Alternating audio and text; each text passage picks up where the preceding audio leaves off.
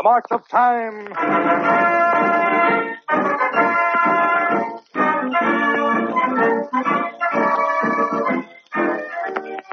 News of Life, the magazine which tells the news of the world and the ways of its people in words and pictures. 16 million American men, women, and children, 9 readers per copy, stirring to the strangely compelling desire to see, to know, to be informed, are now reading Life each week.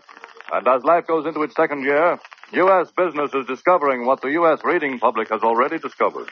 The life force, the impact of pictures which attract and inform and impel. Last fall, the General Foods Corporation decided to place the advertising of one of its products, Baker's Chocolate and Cocoa, in a special full-color campaign in Life. Immediately, General Foods began to feel the life force in advertising. Wholesalers and big retailers tell the story. From Grist-Dede Brothers with 180 stores in and near New York. The Baker campaign in Life is directly responsible for the major portion of our great recent sales increase of Baker's Chocolate and Cocoa. From the Imperial Wholesale Grocery Company in San Francisco. Baker's product sales up 100%. Life is gigantic medium for advertising grocers' products. From Kroger Grocery and Baking Company, Cleveland. Customers talk about seeing the Baker chocolate advertising in Life, then buy. It's meant a big sales increase. Wood and Allen Market Company, Atlanta. Now selling 100 cans of Baker's Cocoa to one of any other brand. City Market, Duluth. Baker's chocolate sales tripled since advertising in Life started. Like many another advertiser who discovered the power of the Life Force in 1937, Baker's Chocolate is again, this year, making Life the backbone of its advertising campaign. Tonight, Life, the weekly magazine of pictures, joins Time, the weekly news magazine, in presenting by radio the reenactment of memorable scenes from the news of the week. From the March of Time.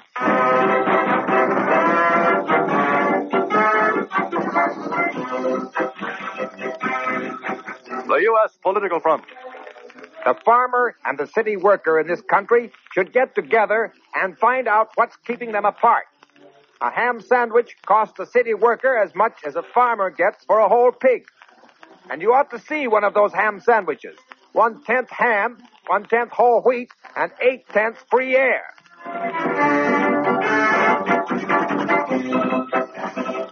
So proclaims New York's Republican Mayor Fiorello H. LaGuardia, this week stumping the U.S. grassroots in a first cautious appearance on the stage of national politics. And this week, with a weather eye on 1940, Midwestern news hawks rushed to interview the rotund little mayor of the world's largest city. And what's the significance of this Western tour of yours, Mayor LaGuardia? I'm interested in the farm problem. Who isn't? Well, aren't you interested in the presidency in 1940? Well, of course, but I don't see what that's got to do with me. Well, what about President Roosevelt's recent statement that the country should draft a younger man for 1940? That could refer to you, couldn't it? Don't be silly. Nobody was ever drafted for a political office. You ought to know better than that. But you would take the job. My boy, let me tell you something. It's a bad thing for a man holding one office to think about obtaining another office. It impairs his usefulness. It's like necking in a closed car on a moonlight night after a good dinner and champagne. Don't start it.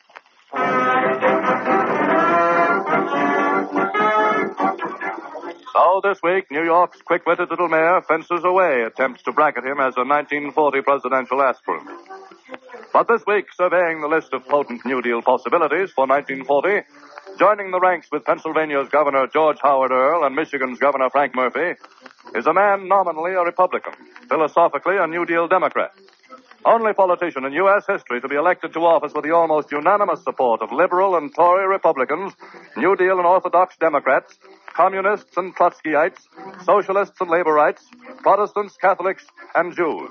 Only politician anywhere whose name means little flower. 1938 marches on.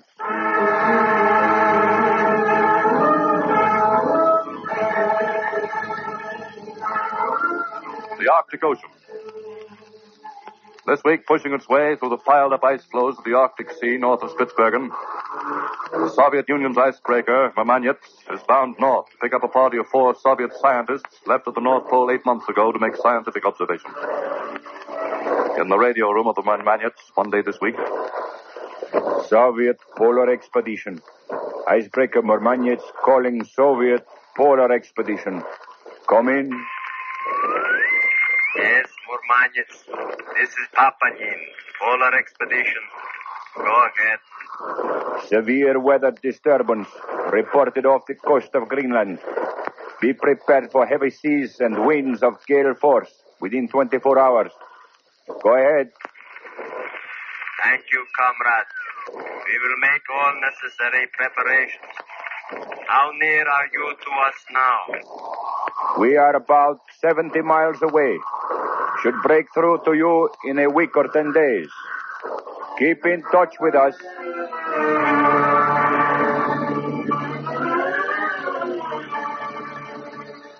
A few nights later, in the Duralium hut, where the little band is encamped on the ice for the long Arctic winter.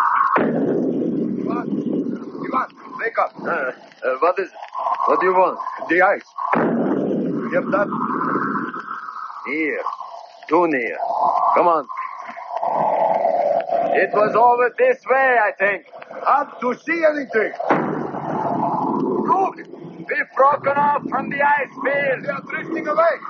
Breaking up. Ice is breaking up. All around us.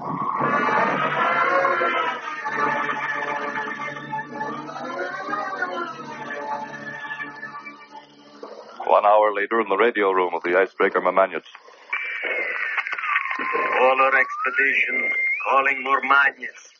Papanin, calling Murmanets. Come in.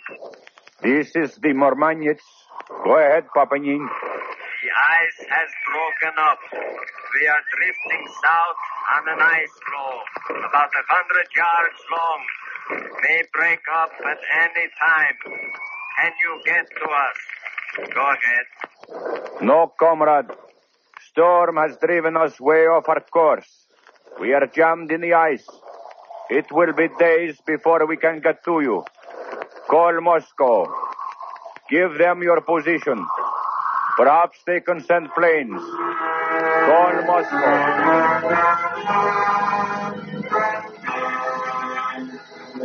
Tonight, somewhere in the Arctic Ocean between Greenland and the coast of Spitsbergen, 4 Soviet scientists are adrift on a dwindling ice cake, the size of 3 tennis courts.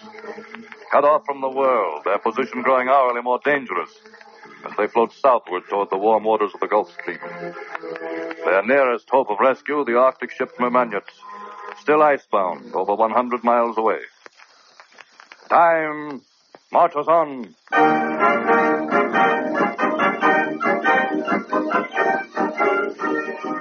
Rockland, New York. This week on the stage of Brooklyn's Werber Theater at Flatbush Avenue Extension and Fulton Street. You've come to the very sinkhole of creation, Langford. Oh, I say, aren't you being just a bit dramatic? Backstage, attired in grease paint, feathers, and 3 beads for the role of White Cargo's sultry Tondaleo, actress Annette Margulies stands in the wings. Look around. Cue's coming up, Miss Margulies. Thanks. Any spots in my makeup, Della? Turn around, Annette. No, you look just fine. That's good. Oh, wait a minute, Miss Margulies. One of those beads is loose. You better let me sew it on. Well, all right, but hurry.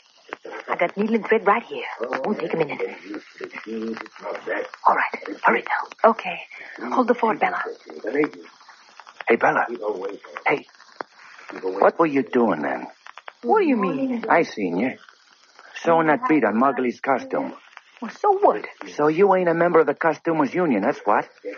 Nobody but union men's supposed to fix those costumes. I didn't fix any costume. I sewed on 1 bead. Yeah? Well, 1 bead or a million. It's all the same to local 21313.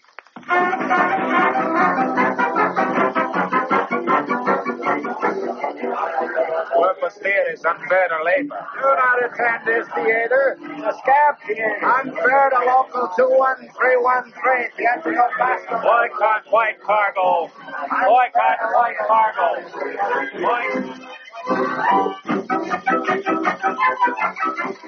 Up and down in front of Werber's Theater march pickets of the Theatrical Costumers Union, Local 21313. And back and forth across the table in Manager Edward Weinstock's office flows the argument with union negotiators. 1 bead. An actress gets a girl to sew on 1 bead, and I get pickets in front of my theater. It's the principle, Mr. Weinstock. Start with 1 bead. Where wouldn't the violations end? But if the costumers won't come back to work, how can I get her a new costume? That's your problem, Mr. Weinstock. Our business is to negotiate. Unfair.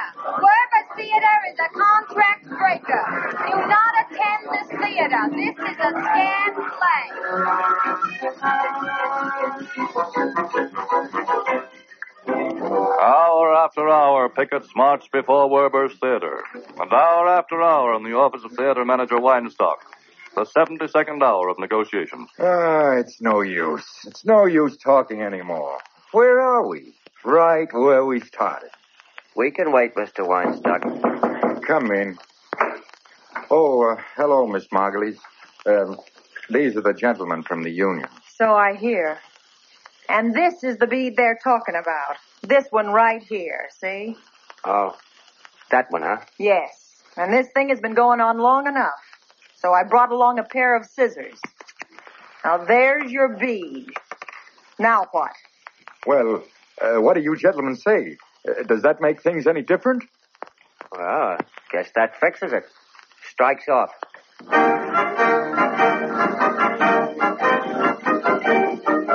Successful arbitrator of the strike of the week is actress Annette Margulies, playing Tom DeLeo to packed Brooklyn houses at week's end with a costume ornamented by 2 beads instead of 3.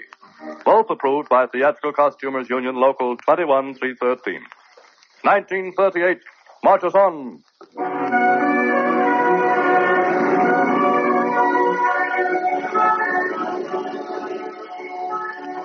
Off the southeast coast of Spain one morning this week, one day out of Gibraltar, bound for the loyalist naval base of Cartagena with a cargo of coal, plows the 887-ton British freighter Endymion. Just a few moments before 7:40 o'clock, as in the captain's cabin off the bridge, the ship's master, Verano, speaks to his wife. We'll be in port in a couple of hours, Laura. I might as well get a few things ready. Come in. Captain, lookout thought he sighted the submarine off stop. Come on, Laura. Can you make out her nationality, Mr. Thomas? Nelson. There she is, sir. Oh, yes. No marks to identify it. How close is it? Look, sir.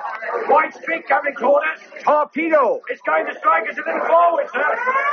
All hands on deck.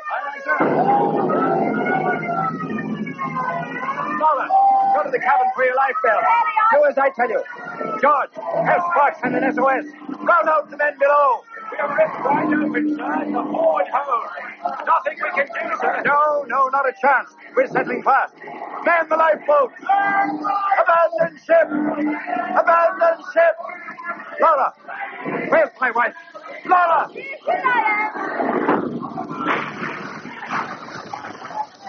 Jump, Laura. Off the starboard side. The boilers have exploded. Jump. Daddy! Jump, I tell you. Try to keep clear of the ship. The men can't launch the boat. Jump!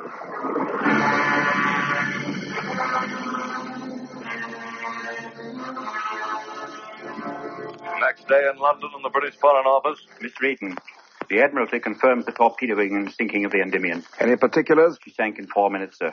There are only 4 survivors. No other details. Put through a call for the Italian ambassador at once. Tell him it's urgent. And I shall wish to talk to the French embassy. Phone the Prime Minister.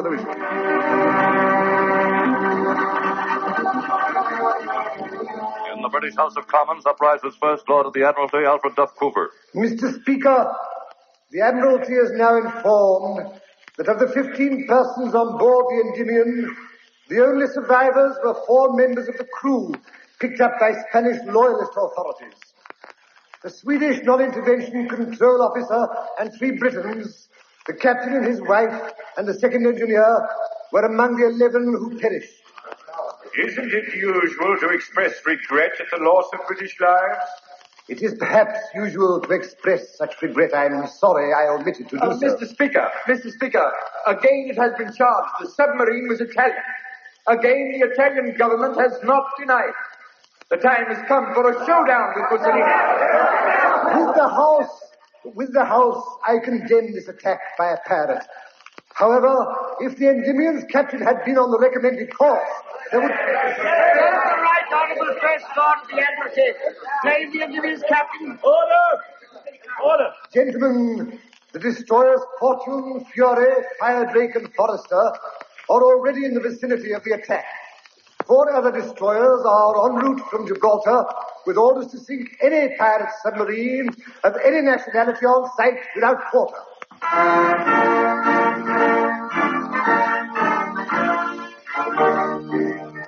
This week, as the freighter Endymion, first British vessel torpedoed since September's anti-piracy agreement, sinks with the loss of more British lives than in any of the previous 25 British ships attacked, Headed by the battleships Rodney and Nelson, the British home fleet speeds to join the 200 British, French, and Italian warships concentrated in the Mediterranean. But at week's end, orders Rebel Generalissimo Francisco Franco, against all ships carrying supplies to the Spanish loyalists, all submarines under my command will begin immediately unrestricted warfare. Time marches on.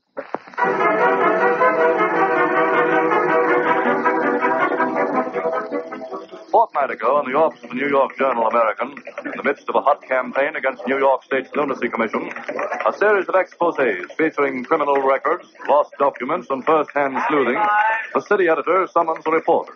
Now, Alan, this story is going to be part of our special series. The complete lowdown on what goes on in Rockland County Insane Asylum. Okay. Any idea on how you're going to handle it? Sure. Why not go right up the asylum and register myself as a nut? You think you could do it? Why not? I'll get into that asylum and get the dope and be back here Monday.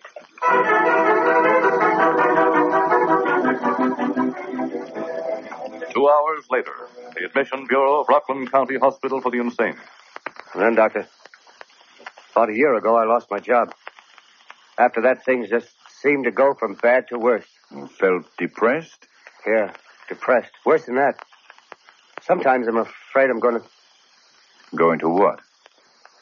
Kill myself. I see. Will you take me in, Doctor? I'm afraid to be alone. I'm afraid of... I think we can, Mr. Carlin. Just fill out this card. Name, address.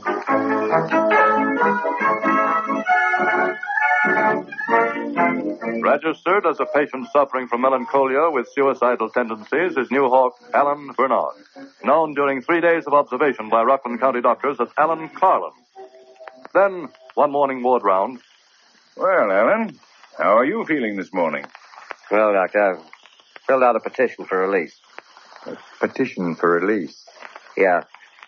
That's how you get out of here, isn't it? Well, Carlin, you feel you're ready to leave us already, do you? Well, I guess I ought to tell you, Doctor. I'm a reporter up here on a special assignment. Oh, I see. Have you been a reporter long, Carlin? All my life, pretty near. Well, that's very interesting. Schizophrenia. Now, wait a minute. I really am a reporter. Why, of course you are. Oh, Miss Johnson. Hey, I'm not kidding. I'm a reporter from the Journal. I think we'd better go up and talk to Dr. Brown.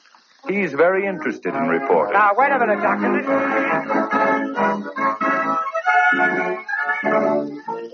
I tell you, I'm as sane as anybody. I've got to get back to the office. Why, we'll have you back in your office in no time.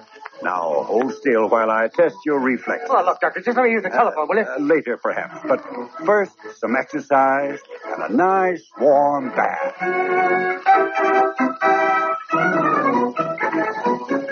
Now, just relax. Lie way back in the water. Oh, listen, Doc. Please, Doc, Carlin, we're only trying to help you. Now, lie back. Doc, I gotta get away. I've got to go.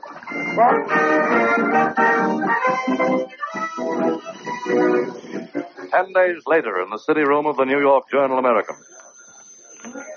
Hello? City desk. This is Alan Bernard. Well, where have you been? Listen, I just broke away and I got the telephone. You gotta come and get me out of here. You hear me? You gotta come and get me out of here. Hello? Hello, Alan. Alan! Hey, operator. Operator, trace that call. Trace that call. Finally released is Journal reporter Alan Bernard. For 10 days, the unwilling guest of a New York institution for the insane.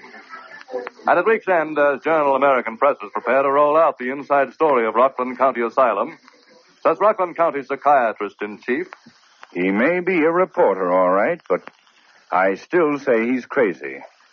1938 marches on.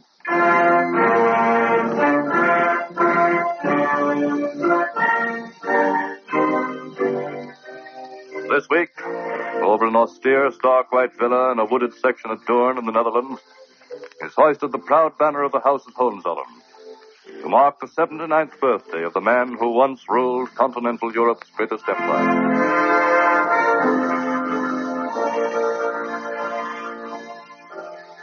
Let us turn time back to the year 1910. In the chapel at Windsor Castle, the body of Britain's King Edward VII lies in state. Installed in their new apartments are the new king, George V, his Queen Mary, the adolescent Prince of Wales, and the child Bertie, Duke of York, who one evening walks into the somber library of Windsor Castle, boldly approaches a house guest. Good evening, Cousin Wilhelm. Well, good evening, Cousin Bertie. I hope I'm not disturbing you, sir, but I thought since we're cousins, we should get acquainted. And since I am the Kaiser of Germany, and you may one day be the King of England, it is doubly imperative, isn't it? What book are you reading, sir? This is an old German book on military tactics. It was given to me by your great-grandmother, Queen Victoria. She was my grandmother, you know. I found it right there on the shelf, but I left it when I was about your age. Did you used to stay here in Windsor Castle? The happiest days of my childhood were spent in this house. I know every corner of it. Look, you see that armchair over there? Yes. Well, that's where I was sick once, when my grandmother fed me too much pudding. David was sick in the hall once, and Mother gave him a frightful scolding. Bertie, whatever you saying to Cousin Wilhelm? We were just discussing old times, May, when Windsor Castle was my home. George remembers, don't you, cousin? Indeed I do. I hope you'll always consider this place your home, Wilhelm.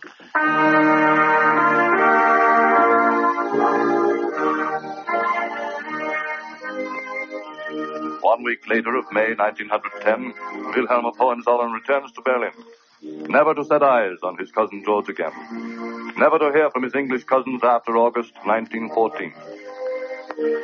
This week of 1938 in Dorn House, his home in exile, an erect, white-bearded old gentleman with a shriveled left arm is seeing his last dinner guest to the door. Good night, Wilhelm. Good night. Thank you. Thank you. Good night. Hermine. Hermine.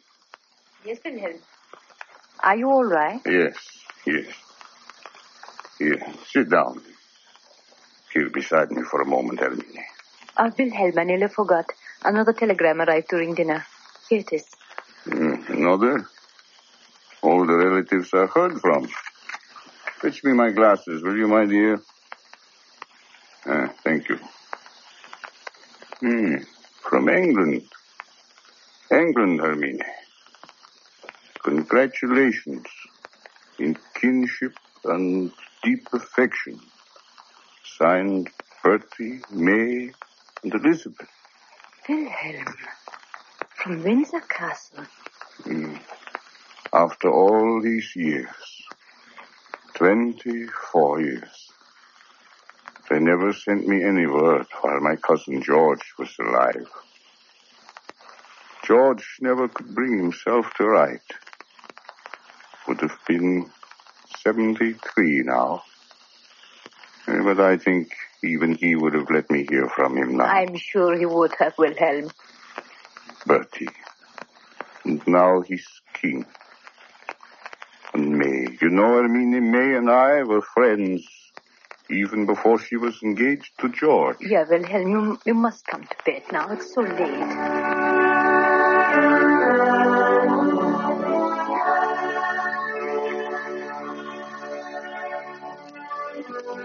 This week, for the first time in 24 years, Wilhelm of Hohenzollern is greeted on his birthday by his cousins George VI, Queen Elizabeth, and Dowager Queen Mary of Britain's royal house.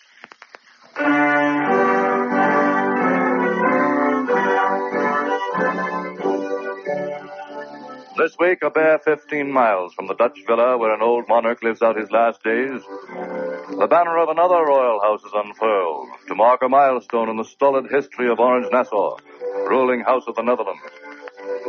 At precisely 1 minute after 10 a.m., out from Holland's Susdic Palace, a dapper blue and orange uniformed equerry, flanked by 2 royal trumpeters, strides toward the palace gates where a crowd has been waiting since dawn. Here he comes. He's coming now. Stand back there. Let the Queen's hair up, too.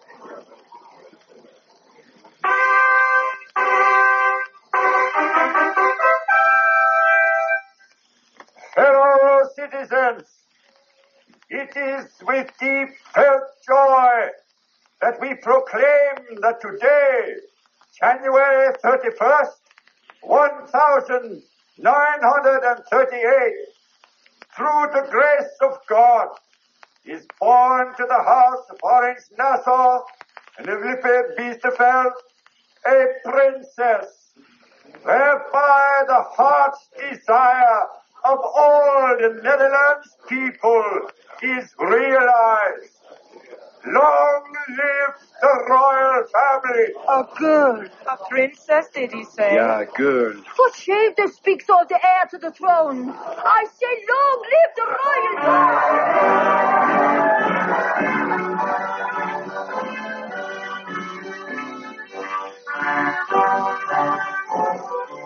At precisely 1 minute after 10 a.m., out from the garrisons at Arnhem, Breda, and Amersfoort, obsolete Dutch field pieces thunder a 51-gun salute.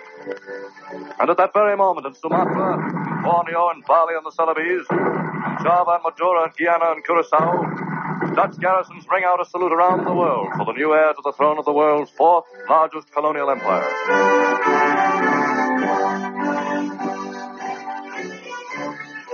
At 20 minutes past 10, in the Royal Sussex Palace, Queen Wilhelmina of Holland enters her daughter's apartment. Juliana, my pet, I'm so happy. Did you see her, Mother? She's a beautiful child, my dear. Mother, may I be fixed up a little before Bernhard comes in? Can I have my hairdresser? Of course you may. And can I have my eyebrows plucked right now? I'll call Irma to come now. Wait, Mother. Yes, Juliana? I know you and Bernhard are disappointed it wasn't a boy. But, Mother, I'm going to have a dozen children. We'll get a boy sooner or later.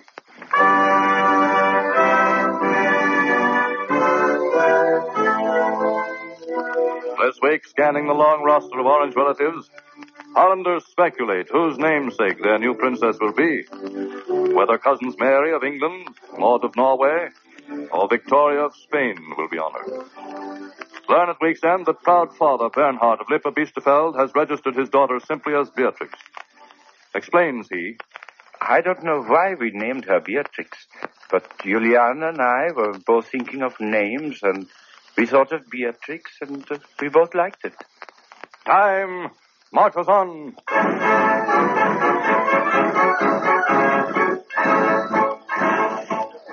The pageant of the week's news. Memorable scenes from the news of the world you have followed tonight on the March of Time. It is this great news pageant of the world the magazine Life is unfolding every week before the eyes of its readers in pictures. People like Life. They like Life's news coverage of events at home and abroad. Its human interest stories. They like Life's news of art and science. Its theater and motion picture reviews. Big businessmen and little businessmen like Life. Wholesale and retail grocers know firsthand the power of Life in helping to sell their products. And they like to read Life. Along with 18 million other American men, women, and children, they have discovered the fascination of seeing and knowing, of following through Life's pictures the news of the week and the ways of the world. The new issue of Life goes on sale tomorrow night. So to make sure of getting your copy, we suggest you ask your news dealer for Life tomorrow, Friday morning. Time marches on.